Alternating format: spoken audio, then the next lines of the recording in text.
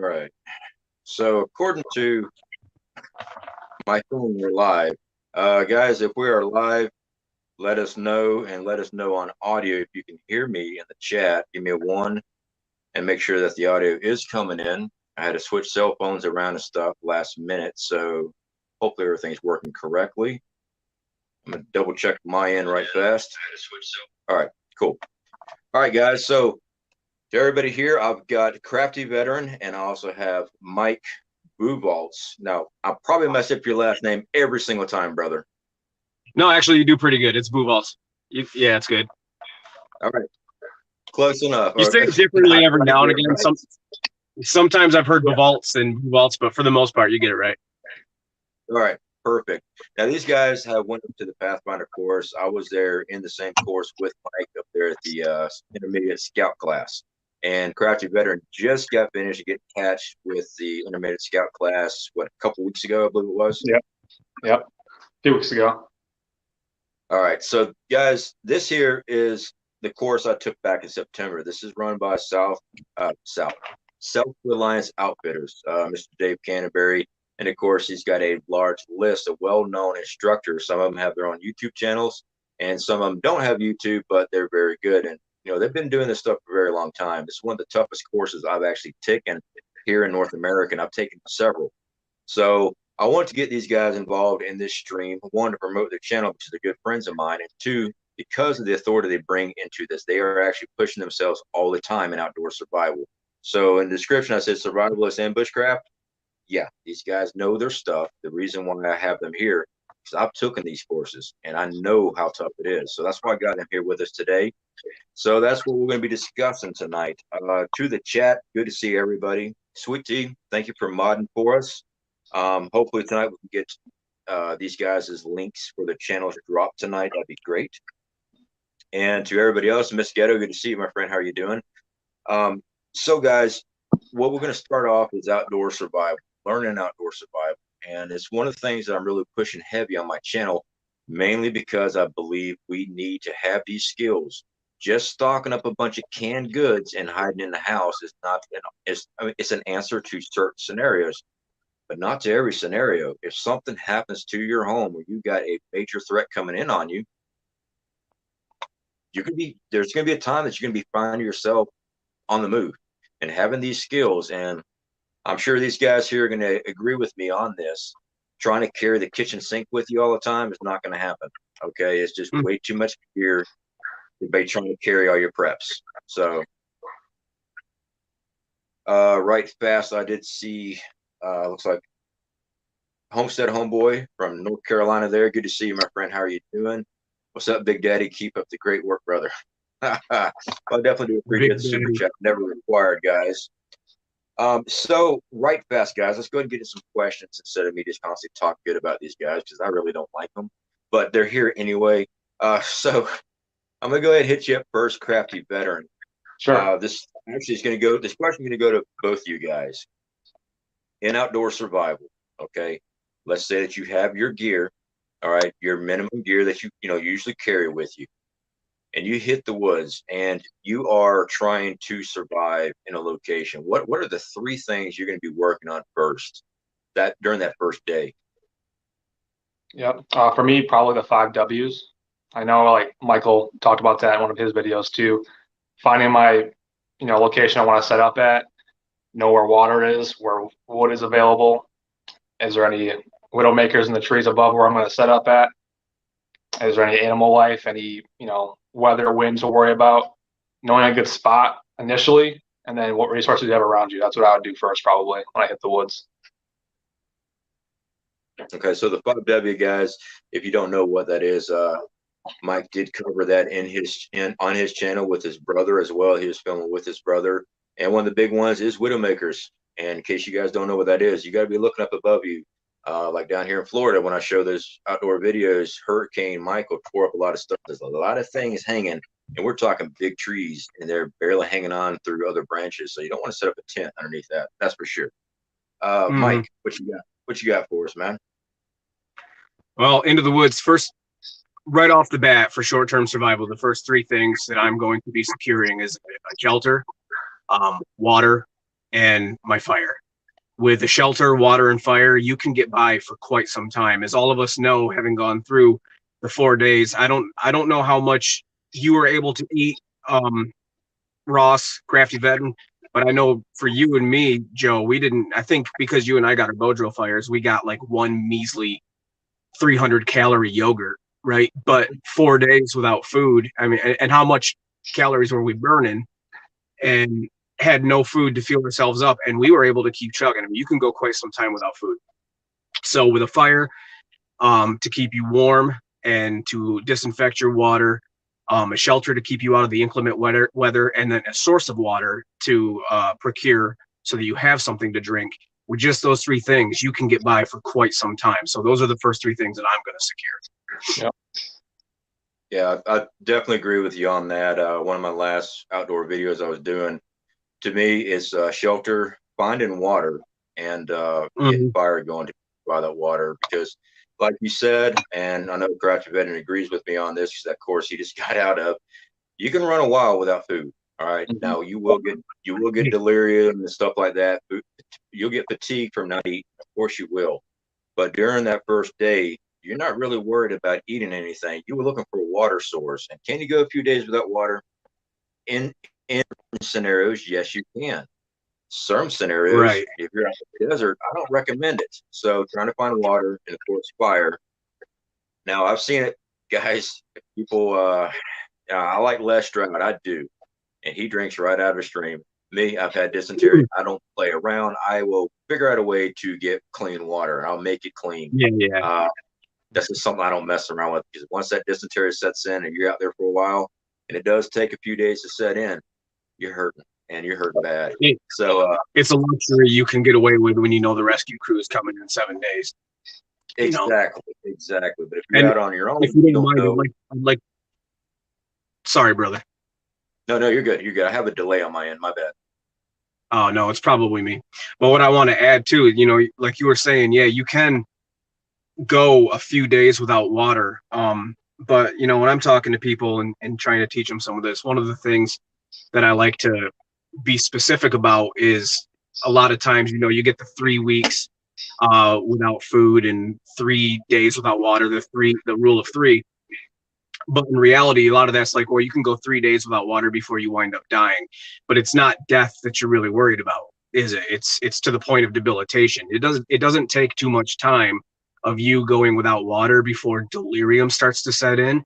You may be alive, you may be semi-functional, but you're lost in the middle of the woods and you can't think straight and you're hallucinating because you're dehydrated. So at that point, I mean, now you're just a sitting log and that is probably imminent. You're just waiting for it. So it's really just the first thing you need to secure, in my opinion.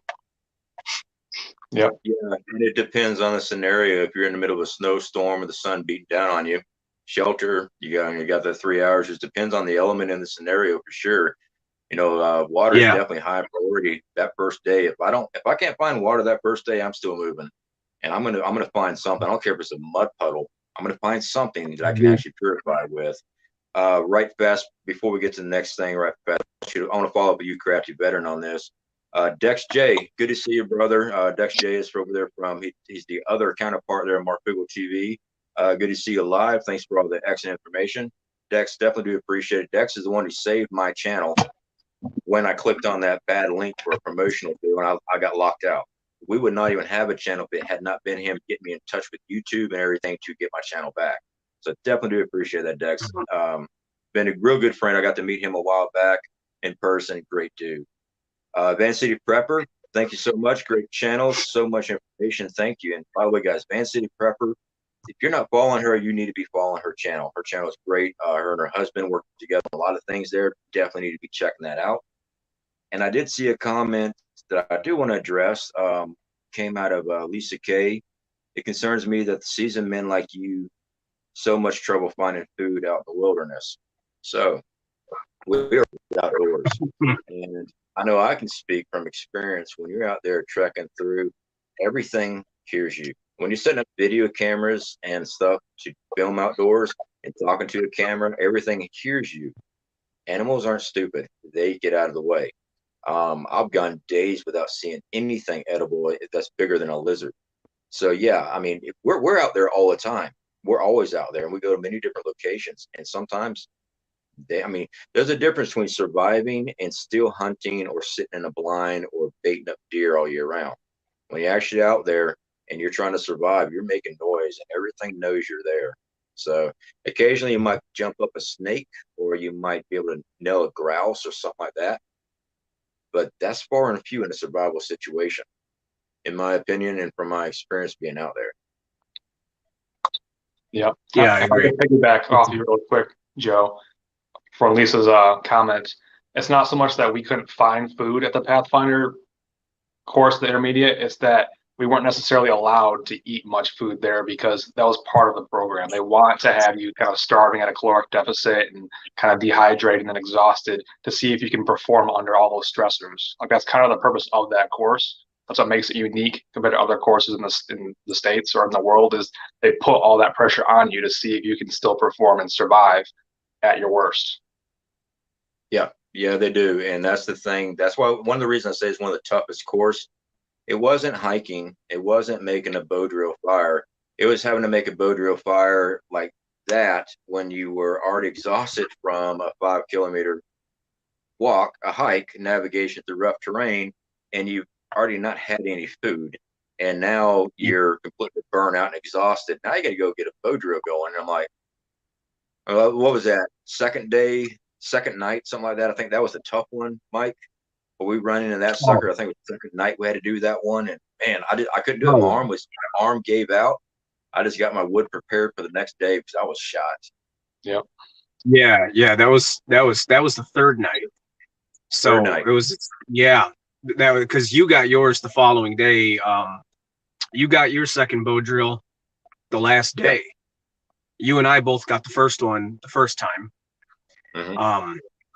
But after the second day, I believe we had a lot of humidity drop, and then the morning there was a lot of dew, so everything wound up damp. So everybody was struggling with the bow drill on the third day, and everything was wet and making the turkey call sounds, and it was a nightmare. Yeah, that was a night that I slept with my bow drill kit. Yeah, that's right. You bundled it up with you. I remember that. Yeah. What about you? You got your bow drill. You said in your video, Crafty, that you got yours the last day. The last day at the last minute, pretty much. It was crazy because I was trying like the entire time. I just was not having any luck with it, and pretty much every single instructor was watching me and observing me, and they're like, "He's doing everything right." I don't know if it's the wood or what, but he's doing it right. And like Dave said it himself too, and so did Sean. And I didn't give up though, and that was the thing. And I mean, second night we had guys tap the second night because they couldn't do it. They were, out of it mentally. They weren't in the game anymore at that point because, they're getting frustrated and exhausted. But yeah, it was down to the very last minute of the last day. If I didn't get that bow drill, I wouldn't have patched. And I busted it out luckily, and like blew it into flames with 1 minute to spare, and it was pretty crazy. I think that'll let you. Let you go if you would have went 1 minute over on trying to blow it to flame, because you already got the coal going and everything else, brother. So yeah, I mean, it's a tough course. It really is, guys. But I recommend everybody going. I mean, they have the basic course, and even if you weren't going for those particular courses yet to get patched, they have so much other courses there that you can take everything from tracking. Mike, I believe you actually just took the tracking course. Are you taking it now? No. Okay. No. The tracking adventures, that's as far as Pathfinder doesn't have tracking courses. I believe they have had tracking courses in the past where they contract a tracker from outside of the school. My certifications in tracking, I'm getting through what's called, it's an international organization called Cyber Tracker, where they certify and recognize trackers all over the world, and you get entered into a database and stuff. Cyber Tracker is a bit of a misnomer because it makes it sound like you're doing something with the internet. It's just called that because it just cybernetically has connected all the trackers in the world. It started with the Bushmen in Africa, but that's where I'm getting my evaluations and training and certifications from on that one. It's awesome. I'm hoping the Pathfinder opens up a tracking division at the school. That would make me quite happy. Mm-hmm. Well, I thought they were. So basically, this is a network that if anybody's needing a tracking skills in that particular area, whether it be search and rescue or anything else like that, they have the database. They can actually contact anybody local for such an event. Yeah. So if you went to the website and it gives you a list of all the courses and evaluations that they're hosting, but there's also a tab where it says you can find a tracker. And then they list them through levels. I'm on a lower level working my way up, but my name is on there now. So yeah, it's pretty cool, but it's a completely different organization. Okay. Right fast, guys. And again, so I was wrong about the tracking part. I still recommend the Pathfinder course. They're self-reliance outfitters, guys. I recommend it. I'm going to try to get to that September class. I still want to. I want to take that advanced course. Everything comes down to scheduling because I am trying to do some more outdoor filming here. So I still want to do it. I just got to make sure all the scheduling is done correctly because September is not going to be too far away. And I'm pushing my body a lot. And I'm going to ask you guys, what do you guys think about physical fitness and survival situation? I think it's pretty. You want to go first on that, Crafty? Yeah, for sure. I'll take it quick. I think it's pretty crucial. I mean, if you can't carry your own weight over distance, if you can't carry gear, if you can't run, if you can't fight, you're not going to last very long. It's kind of a survival of the fittest type scenario in a lot of ways. And yeah, you've got to be able to perform. You got to be able to perform under stress, under starvation, under, caloric deficits. You have to have that conditioning in place. Like that was one of my strengths of the Pathfinder course is Dave actually complimented me on it, not trying to brag, but even though I was struggling with the bow drill the entire time, he said, like, hey, he must have some good, he must be training a lot because he's got good endurance because he's still going at it where other guys were tapping out the second day. So it is important if you want to actually survive is to be in pretty good shape. Yeah, I agree with that. I also think that, a lot of people will consider themselves tough when they think of themselves in a situation. They'll think, well, if it really came to a head, I would just really knuckle down and I would just pull through. But the reality is that, and we experience this in the world of martial arts and competition fighting, where they say that fatigue will make cowards of brave men, and so when you reach that level where not conditioned. You still have me? I just saw myself zero out. I can hear you. Yeah, I can hear you. I was looking down at the text. Sorry, brother. I was trying to see what people were saying. But when you reach that level where your body's not prepared for strenuous activity, and that fatigue, especially when you're at a course like the intermediate, where you've got 4 days, and on day one, you're already fatigued, your mental toughness is going to plummet. I truly believe that your physical fitness is kind of the foundation for your mental toughness to not only just physically endure the experience, but mentally endure it as well. Yeah, I definitely agree. I saw asymmetrical preparedness is in the chat. Awesome. Also another great channel, guys. Good to see you, buddy.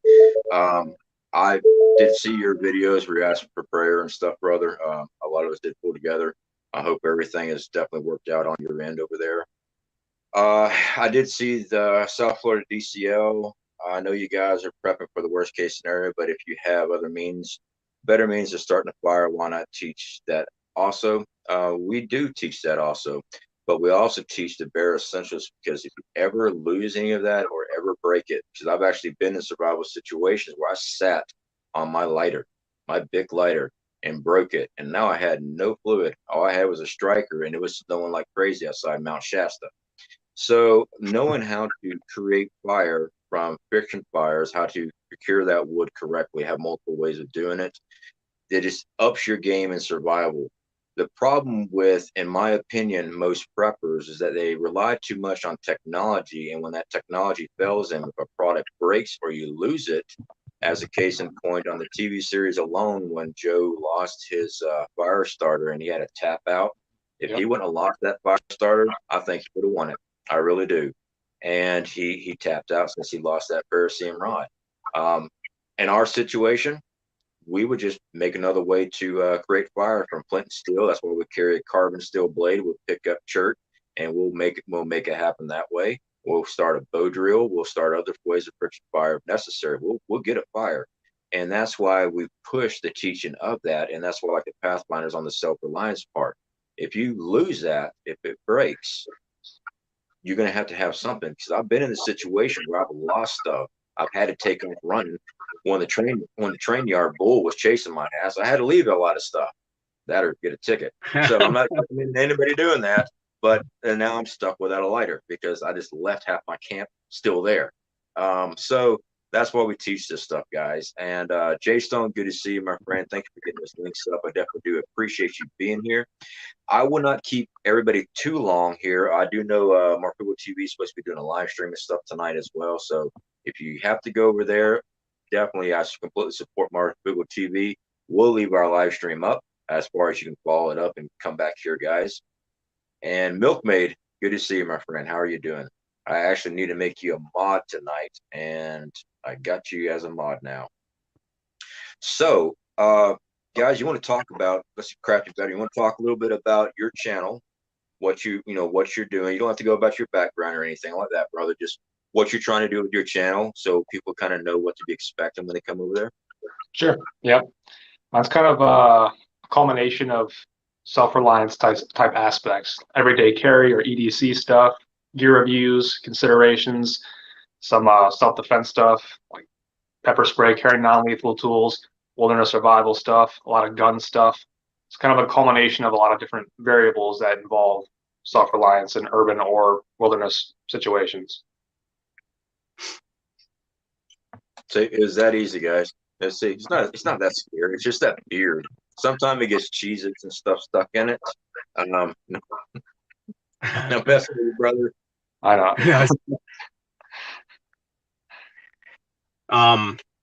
So you want to talk about my channel? No, not really. Yeah, we will talk about your channel. Yeah, I don't blame you. I don't put videos up much often. Well, I haven't done it as long as you guys have, so I'm still kind of in the process of, trying to find, the type of things that I want to do. But in general, it's going to be centered around wilderness survival and just wilderness experiences. I do plan on having a tracking series come out. I'll start teaching and teaching some tracking and then just in general, just showing some things.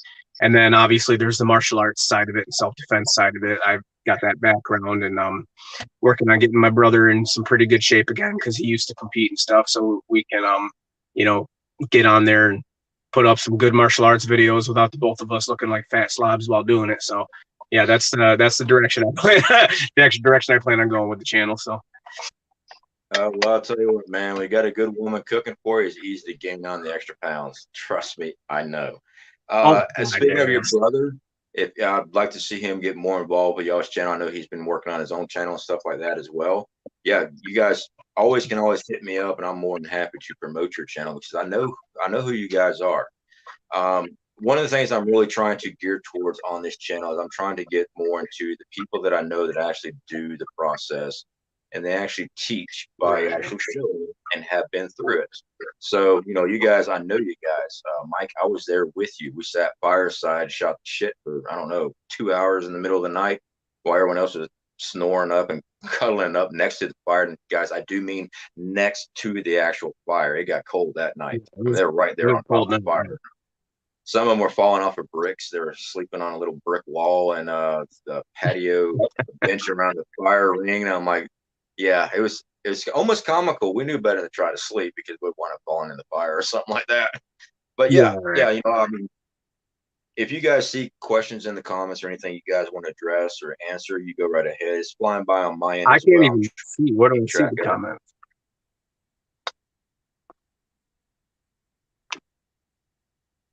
See here. Again, guys, if you want me to see your question, make sure you put the @ symbol, Survival Living, because it lights up orange on my screen, and then I can quickly identify that you're asking me something. Let me ask you guys this. This is kind of a rough question, but I'm going to ask this anyway because I know you got your own personal kits, and not for a course kits, you know, because courses always have a selective amount of equipment.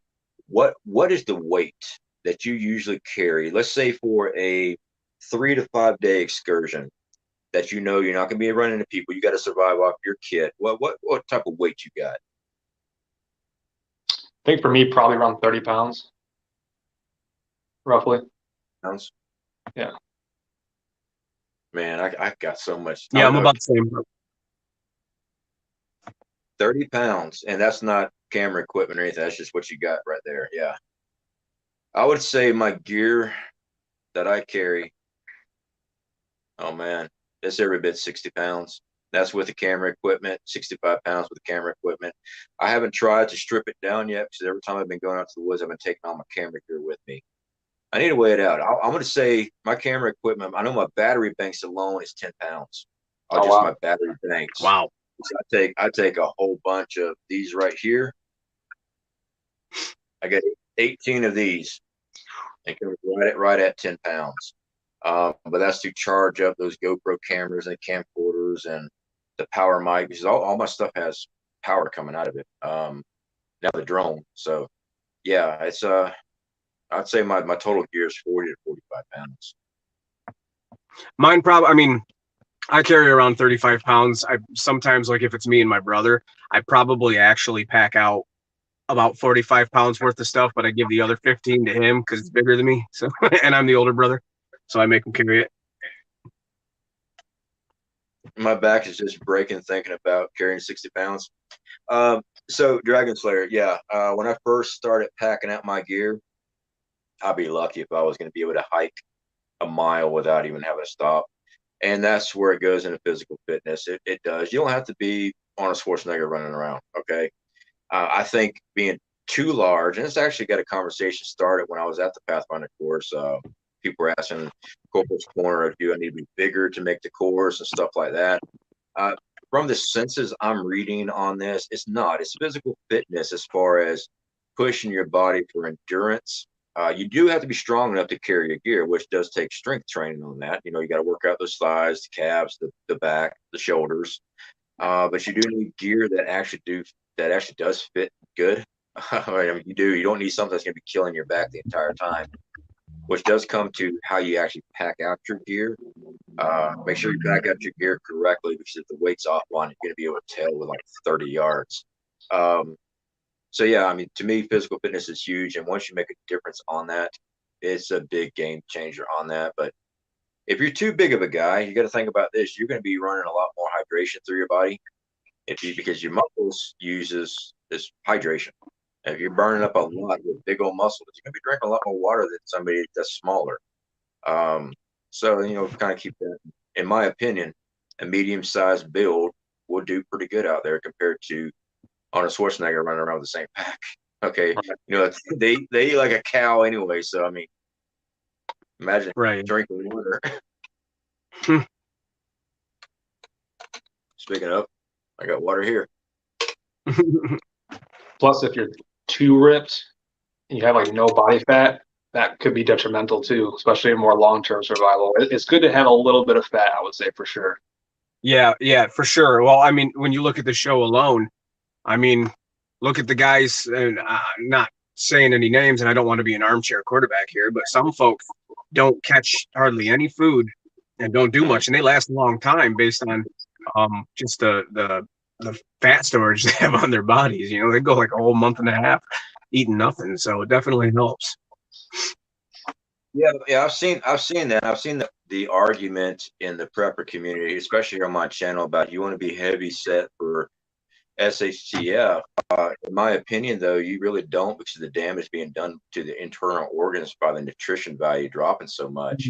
I mean, you know, like we can discuss. I mean, we know for a fact that if you're not eating out there, you don't have energy.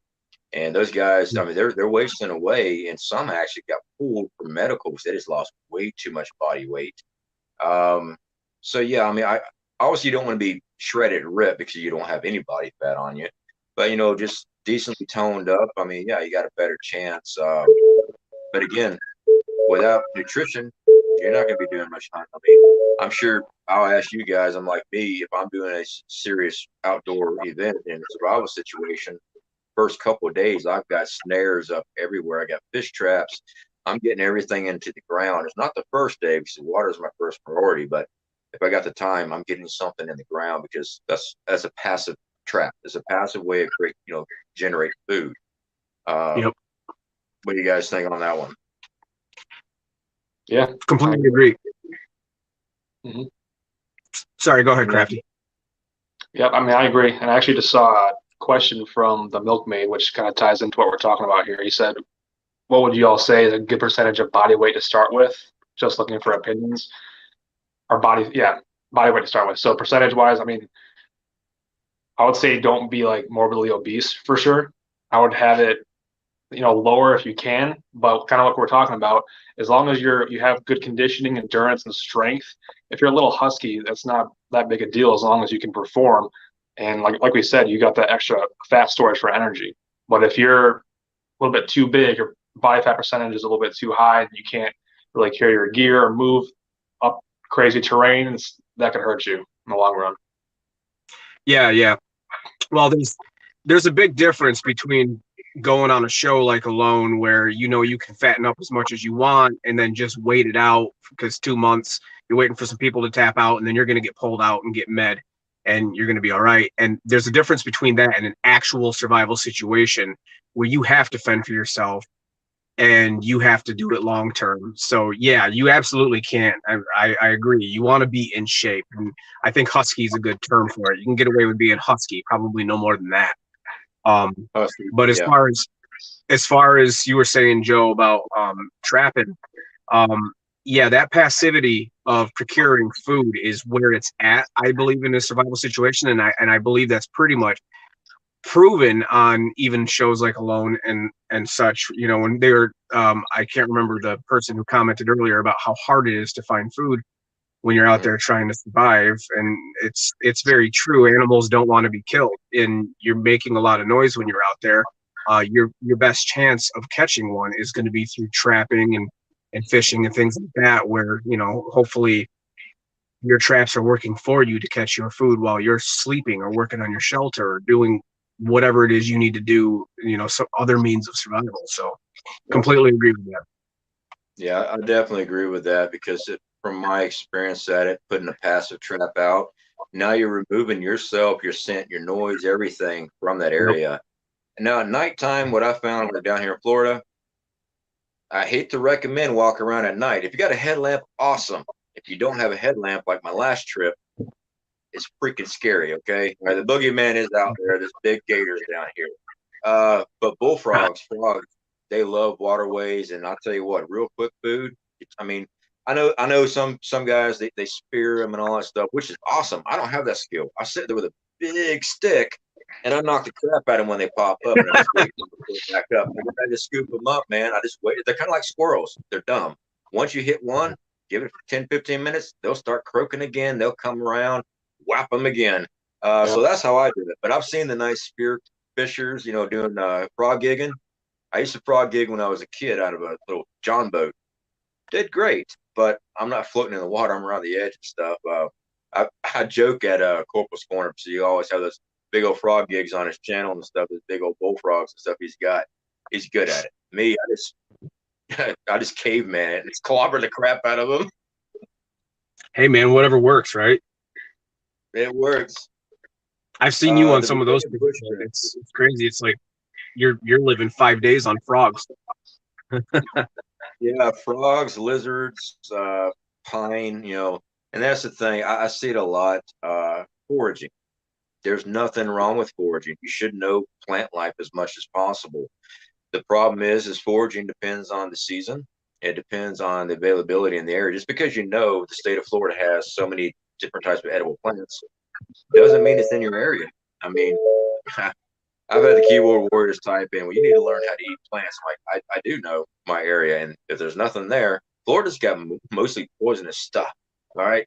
So you don't want to be just snatching stuff up. It's not as easy as people think. And the caloric intake on most of this food, a lot of TV shows, they'll show, yeah, man, I found this, I found that. what people don't know is most of those TV shows, they get a guide to take them to the area first, several days before they film. They learn the area, they learn the plant of that area. They already know where it's at. They do their show and showing you what they find and stuff like that. And there's nothing wrong against them. They did the research, went to the area first. So they get to shown by local tribes and stuff, hey, you can eat this, but don't eat that. And they bring it into the footage. Sometimes I found plants, sometimes I ain't seen nothing. I mean, I come across what they call a candy root. I think that's what it's called.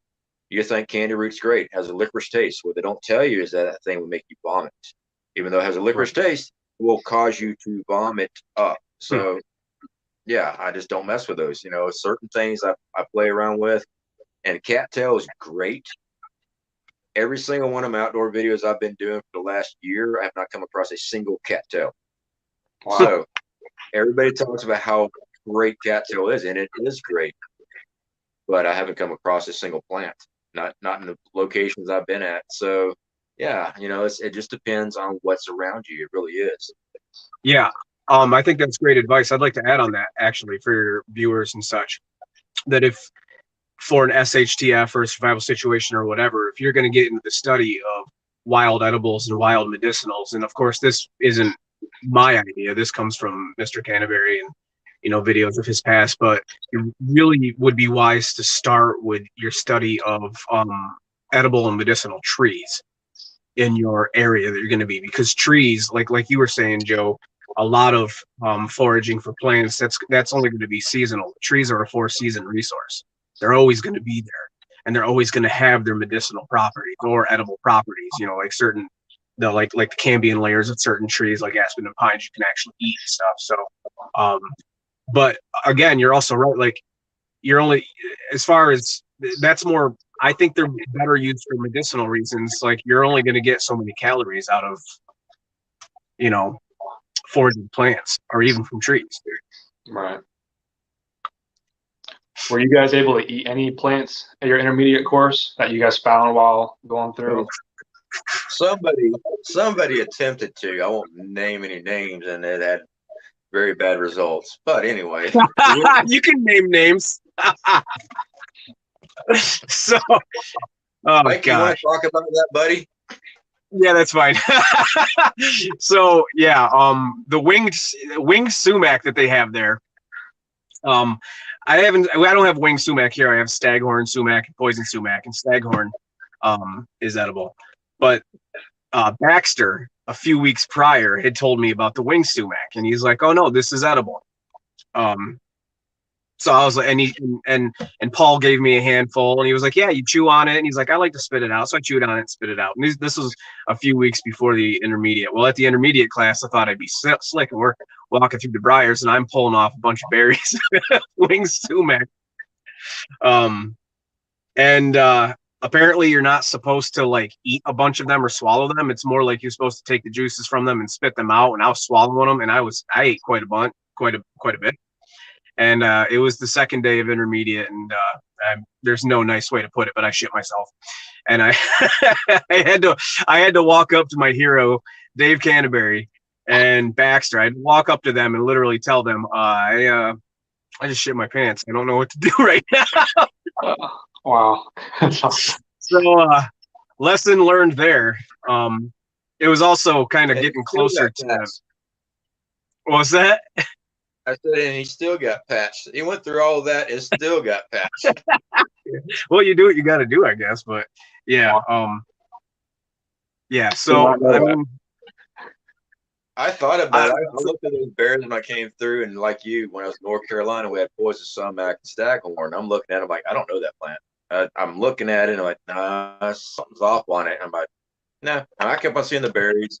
Me and my battle buddy, we're cutting through stuff. I'm looking, and I'm like, about time I snatch something up and put it in my mouth, Corporal's Corner is going to stand up from behind a bush. And no joke, we were doing a nav, and another group came in on top of us.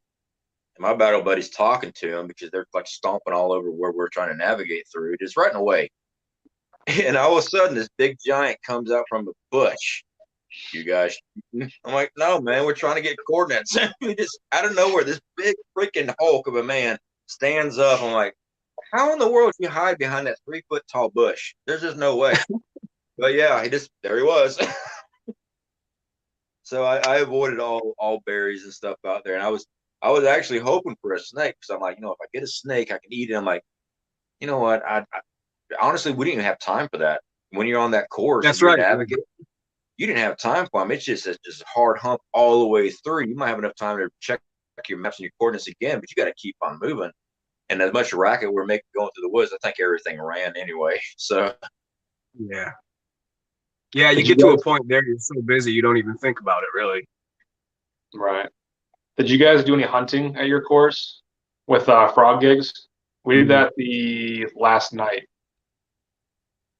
no, we didn't do on our course. We had too many failure ratings on the nav course, and that was supposed to be something I think we're going to do on the second night, and we just had way too many failure rates on the nav course, and we didn't get to do it. Okay. Yeah, I was told by some of the other instructors that, Joe, yours and my intermediate, we wound up doing a decent amount more mileage because the navigation was going so bad for most of us that we wound up doing like two more like long distance nav courses than most other classes doing, where they would get time to hunt and do other stuff. We had to keep hoofing it. We traveled quite a bit in that course. That was a tough one. Yeah.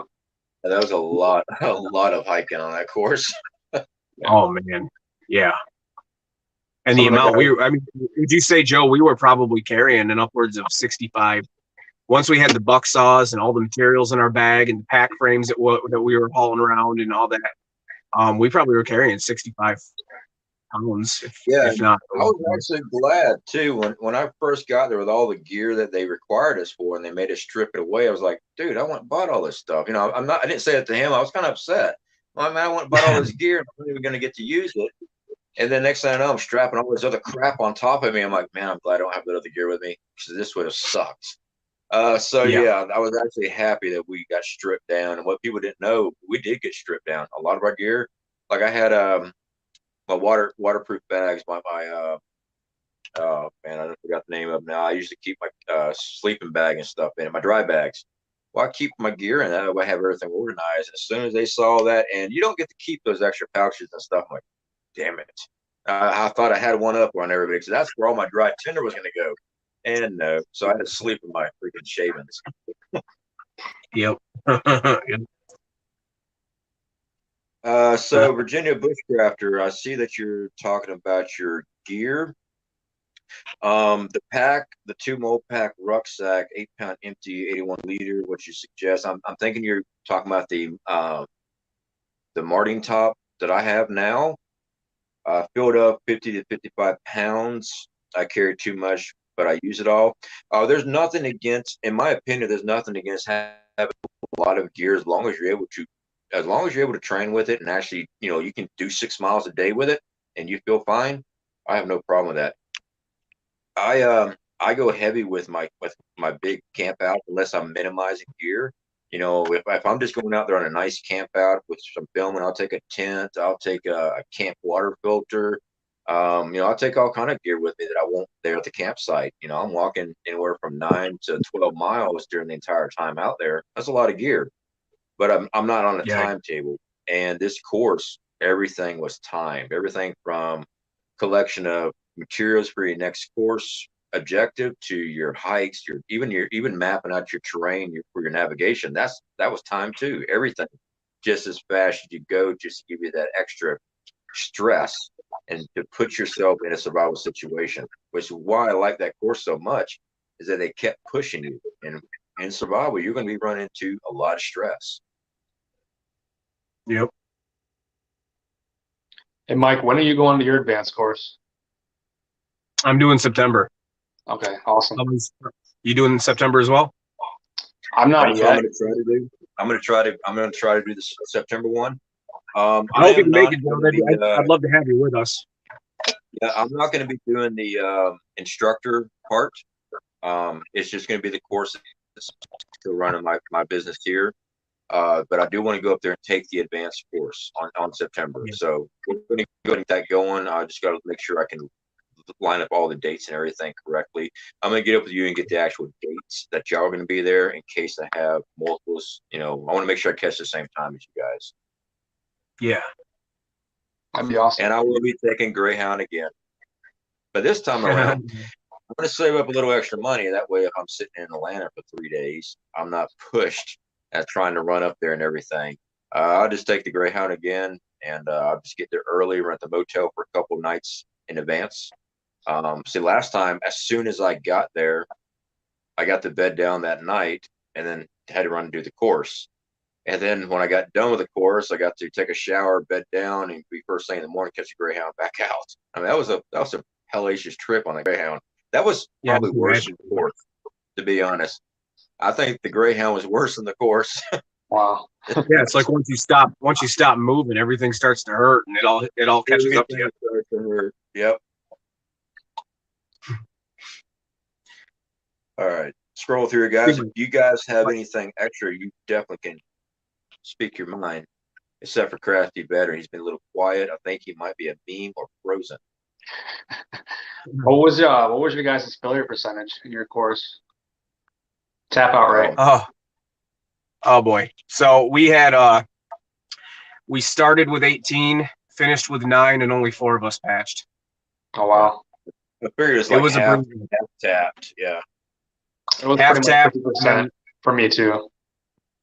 Yeah, 50% tap out. You guys had a lot of pretty much everybody patched in Everyone your course. who didn't tap out patched at ours, which was crazy, but it was awesome.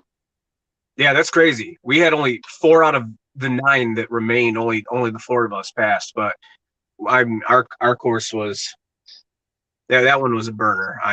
The navigation was just killed everybody. Yeah, there were some guys that, because a lot of guys quit because they couldn't get the bow drill and they were just over it, exhausted, frustrated. Yep. But we had guys that got the bow drill their first time, but the nav killed them, and then they tapped after the nav. So that was pretty. We lost a lot. We lost a couple on the first 2 days on just the hiking. Yep. And I don't think it was the bow drill that really got many of them. I mean, the bow drill got a bunch of them where they couldn't patch.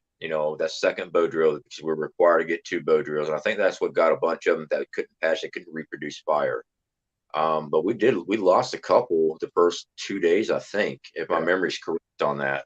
Just on the hike. And this goes right into where it's training. It really is. Before I went and took the course, I was training just as hard as I could here at the house. I was seriously overweight before I went up there, and I've been fighting that. I knew going outdoors and doing my own outdoor survival stuff, I knew I was out of shape. And even though this is why people get mad on me on my channel a lot, because they'll sit there and say, well, as long as you got the mindset, you'll be fine. That mindset's important, but it's not going to get you and push you to go get water. If you can't move your legs, you can sit there and say, I believe I can, I believe I can. But if your body's saying, no, you can't, you're going to want to die of thirst. Yeah. I mean, I dealt with that in my advanced. I got to the point where I kept dropping. My legs wouldn't carry me anymore. And then I got so disoriented that my partner and I, Baskin, he crushed at that course. And honestly, I really appreciated him because he got me through that when we were out there. But we would walk 10 paces and I would have to drop back down. And I'm in pretty decent shape, but this was just from dehydration and being sick. And I would have to kind of collapse, and I'd look up, and I was like, we walked 10 paces, and I don't even remember where we walked from. And it becomes very clear to you. It's like, well, yeah, you can try to be mentally tough, man, but when your body can't hack it anymore, you can't will it anymore. It's just, and you become disoriented, and it's a nightmare. That's how people die. Yeah, for sure. For those that haven't experienced pretty extreme dehydration, sleep deprivation, starvation, all that stuff, it almost feels like you're drunk in a way. Your mind is just not there. Everything's cloudy. Your processing speed is slower in your brain. You're just not 100% at all, and everything's harder to do. Yeah, I call it the fuzz, man, because it feels like your brain's fuzzy. You're on straight autopilot. I did see somebody ask me what was so hard about the land navigation. That was what was so hard. You were so exhausted, you couldn't think. You had to figure out your own calculations in your head. It wasn't just, hey guys, you make sure you get up to that tower over there and count out your pace counts. No, you had to sit there and lay everything out. Then you got to take your how many meters it is, break it down into your pace counts, write it down on your maps and everything before you even did everything. You had to do all your math and stuff, turn that in, make sure you got approved. Now you went and now you had to navigate the terrain. And that terrain there, a lot of people think a walk in the woods is nice and spaced out. No, you're fighting bush. I mean, it's just like a wall of crap, thorns and everything else. And because you're exhausted when you looked at your terrain that you're mapping out, like I did, I put us on a ridge line that was almost straight up and down. I had to climb that. We had 20 minutes left on our course. And I'm like, oh shit. And because I did not look at the elevation, I was in such a hurry. And next thing I knew, we got a wall. And I'm like, crap. So Yeah. it happens. That's what happened to us because you're timed on your navigation, laying that out. You're timed from that as well. So the faster you get your navigation road out, the quicker you can get out there, a little bit more time you have on the terrain. But if you spend too much time on there, then you have less time out in the field trying to get to your target areas. Yep. Yeah. Yeah. It wasn't like, waking up, having your coffee, a full plate of breakfast, and then studying navigation and getting out there and practicing. We're talking, we didn't start that. By the time we got to the navigation aspect, we had already gone about 2 days of constant hiking, working at bow drill, and procuring resources and not eating. And that's when we started the clinic on topographical map navigation, and they're trying to teach us this, and we're trying to absorb this. We'll throw in lack of sleep as well, because we didn't have, I don't know about you, Ross, but at our course we didn't have the opportunity or time to be making browse beds or things of that nature, so we slept on the cold ground, and many of us froze most nights, so we didn't sleep very good. And so I mean, yeah, we're already pretty well tapped out by the time we were trying to learn navigation the way they were teaching it and then have to apply it. So yeah, it was just basically we were all just brain dead almost at that point. So yeah, it was so cold. I mean, we had an option. We could either take a hoodie if you had a hoodie or a rain poncho. Well, from my experience, take your rain poncho and wrap yourself. It traps your heat in very well. But like you're saying, we're right on the ground. I mean, we couldn't build a debris mattress or nothing. We're right on the ground. And those wool blankets, everybody talks about, hey man, make sure you get a wool blanket. Wool blanket produces heat when it's wet, sure, but you're gonna freeze your ass off if that's all you got.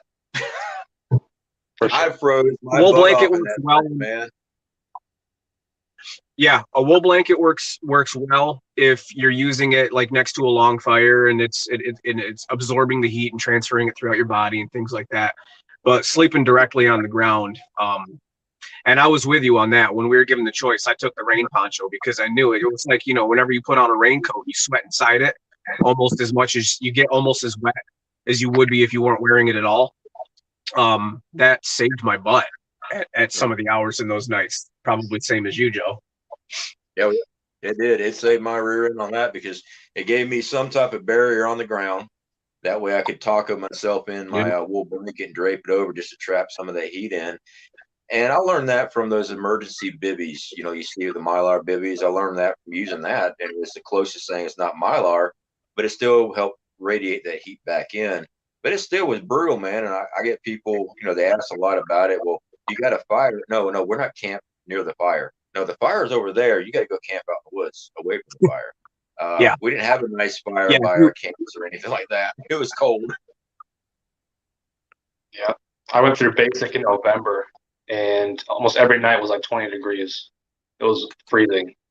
So we had to make it work. Made our browse beds, made our little A-frame shelters with the reflective inner parts that give us some heat, and we had to wrap up in those wool blankets as much as we could, but it was still pretty cold. A little bit too cold, but we made it work. I think we lost Mike. Mike, if you're still here, just make sure you log back in. Let's see here. Let me double check. Okay, there he is. Add a stream. Mike, you there? Yeah, I'm here. Right. I lost some reception. Like I said, I'm kind of out in the middle of nowhere, so. No, you're good, brother. I got a question from Hoot Owl here. Hoot, good to see you, my friend. How are you doing? Please ask them if they take extra pair of socks when camping. Sounds simple enough. I do. Yeah, for sure. Absolutely.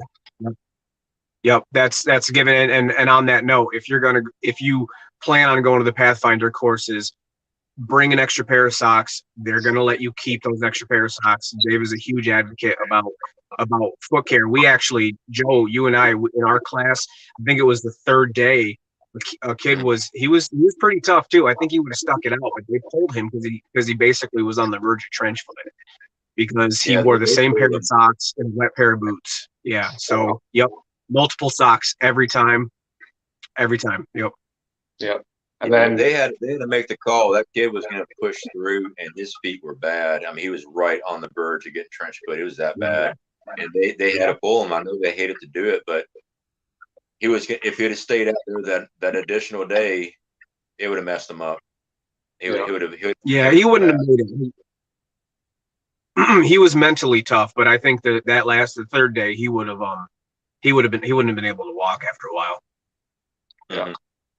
And just to add to the socks really quick too, if you bring extra socks, I would say have at least one pair of some pretty thick, like extra warm socks, because feet are some of the, that's the furthest extremity from your heart, and that's one of the first things to get really cold when you're, sleeping out in the woods, especially on colder nights. So have at least one pair of like some thick, maybe wool socks or something like that. Yeah, that's right. Yep. Perspective vision. So based on what all three of you are saying, you all would have starved and died had the class went on for a week or more. No, the class was set up for 3 nights. 3 nights, and the 4th day we leave. It's set up that way so that they make you run into food fatigue when you don't have any food. They make it so that you're exhausted from it, so you actually know about state of survival. Now, if Dave Canterbury had a week-long course, I'm sure there would be a food thing, because we had access to a coyote. They were following that sucker out. If everybody would have got their bow drills on the second night, we would have been eating coyote. But nobody produced fire the second night. My arm went out. I couldn't even barely pick up my bow anymore. So I just prepared all my wood for the following day so I could get that next bow drill fire. So that's the second night.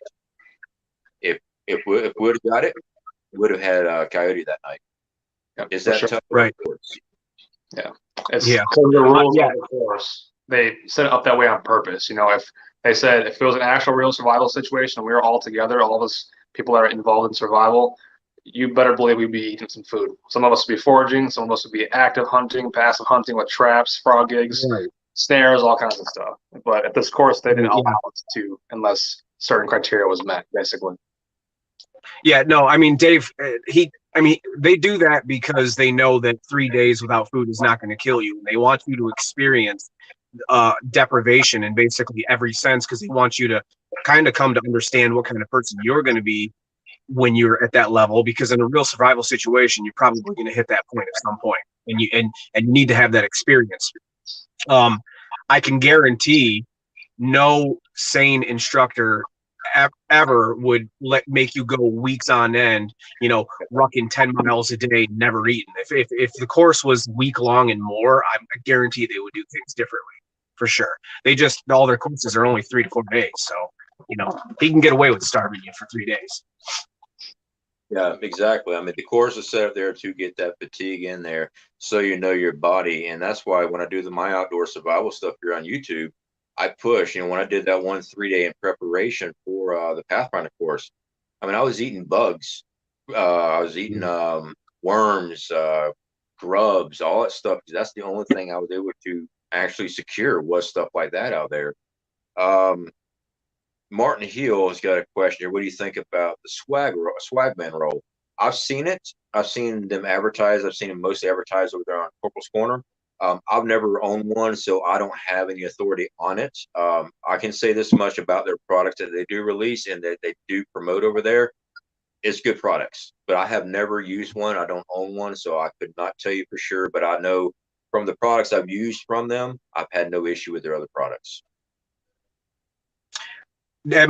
So I've never had one either, and I've never used one, so I can't speak from like anecdotal experience. But at my basic, I remember it getting kind of cold on that. You stay out that second night, and I remember being kind of cold throughout the night. And there were folks there that had brought the Swagman roll, and they had reported that it kept them pretty warm throughout the night. So, and Dave and them endorse it. So I'm sure it's worth it. But only there's a reason why at the school they only allow the Swagman roll for certain months, because I think in this absolute colder months, that it's not. I don't think it's efficient for that. I knew that you take an extra pair of socks, but didn't know if you got to keep them. Yeah, we got to keep them. There was a lot of stuff that we were stripped of. They let us keep our extra socks. I mean, you're going to be using it.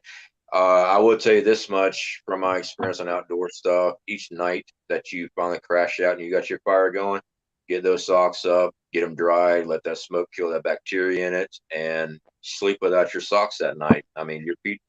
I've had it where I wore my socks too long because it was cold. I would not take off my socks in locations, and about the third day, the slightest touch on my feet, the top side of my feet, I nearly screamed. It hurt that bad. That's because I wasn't letting my feet air out at night.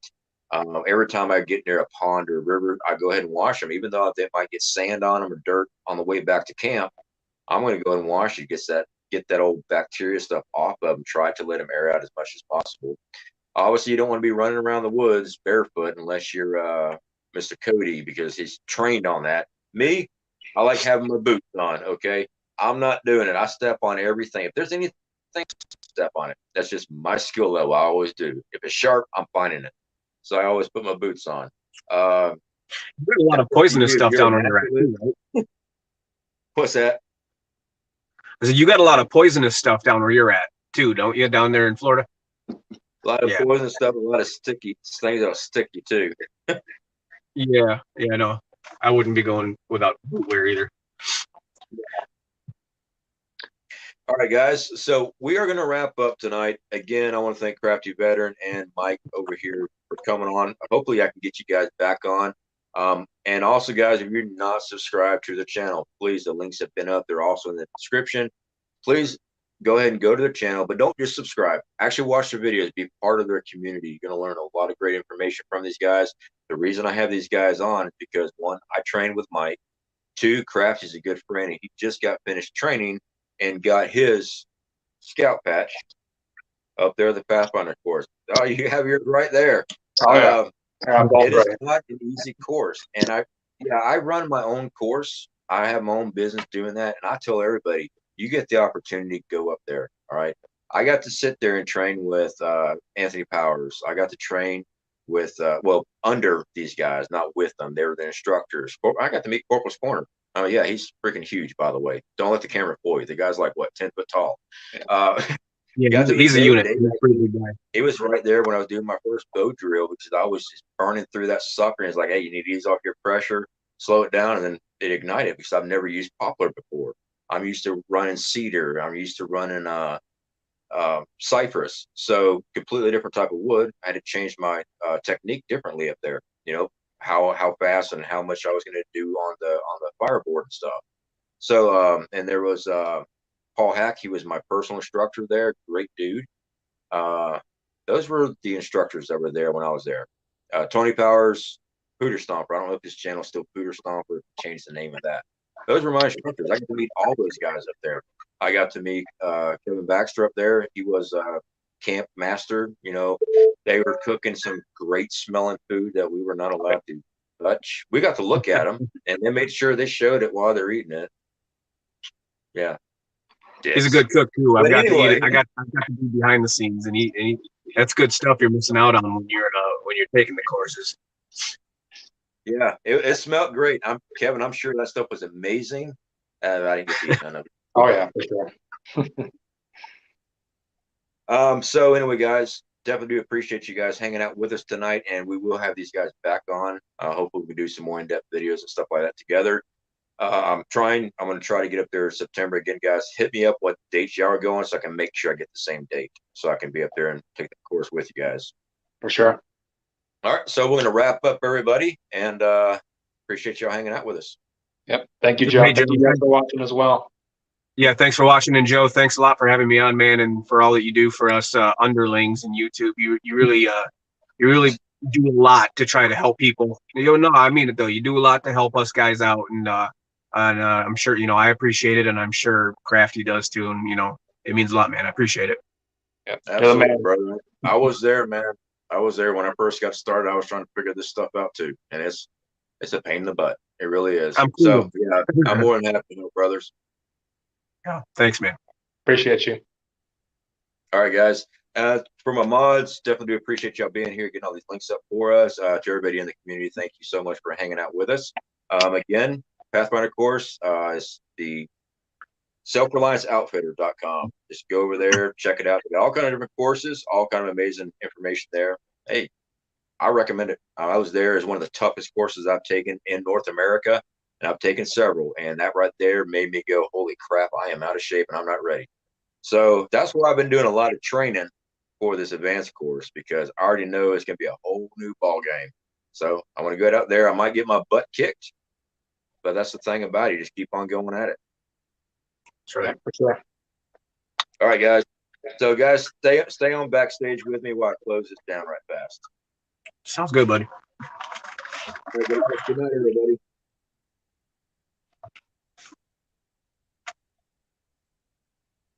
Let's see